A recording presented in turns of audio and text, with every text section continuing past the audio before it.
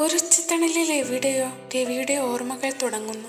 കുട്ടിക്കാലം, സിൻഡ്രലയുടെ കഥ, നക്ഷത്രങ്ങൾ വിതറി വരുന്ന യക്ഷി അമ്മമാർ, അച്ഛൻ വായിച്ചു തന്ന കഥകൾ ഓർമ്മകളിൽ ആവർത്തിച്ചാവർത്തിച്ച് കളിപ്പാട്ടങ്ങൾ മുന്നിൽ നിരത്തിവെച്ച് അയാൾ തിണ്ണയിൽ തനിച്ചിരിക്കും. അച്ഛനും ചിറ്റമ്മയും അകത്ത് ഉച്ചമയങ്ങുകയാവും. തിണ്ണയിൽ നിന്നും ദൂരേക്ക് നോക്കിയാൽ അറ്റമില്ലാതെ ഞെറിഞ്ഞു കിടക്കുന്ന കാപ്പിത്തോട്ടങ്ങളാണ്. കാപ്പിത്തോട്ടങ്ങൾ കഴിഞ്ഞാൽ പിന്നെ മഞ്ഞ പുല്ലുകൾ പുതച്ച കുന്നുകൾ, ആകാശം. അതത്രയും ഉൾക്കൊണ്ടുകൊണ്ട് ഒരു ഗർഭവതിയെ പോലെ കിടക്കുന്ന വെയിൽ. രവി അമ്മയുടെ വയറും ചാരി കിടക്കുമ്പോൾ അവർ പറയുമായിരുന്നു, നക്ഷത്രക്കുട്ട, കൽപ്പക വൃക്ഷത്തിന്റെ തൊണ്ട് കാണണോ? വെയിലെരിയുന്ന മാനത്ത് നോക്കിയിരുന്നാൽ മതി.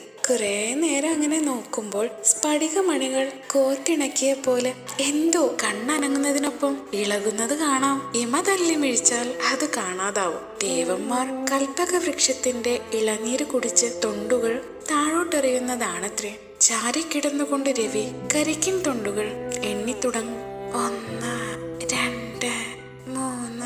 നിഴലും തിളക്കവുമുള്ള മേഘത്തിന്റെ വിടവിലൂടെ അതാ ഒന്നു താഴോട്ടെത്തിരുന്നു. മഞ്ഞ പുൽത്തകിടിലൂടെ, കുന്നിൻ ചിരിവിലൂടെ മറ്റൊരു കാപ്പിത്തോട്ടത്തിൽ നഷ്ടപ്പെടുന്നു. 12. അപ്പോഴേക്കും കണ്ണു കടയാൻ തുടങ്ങും.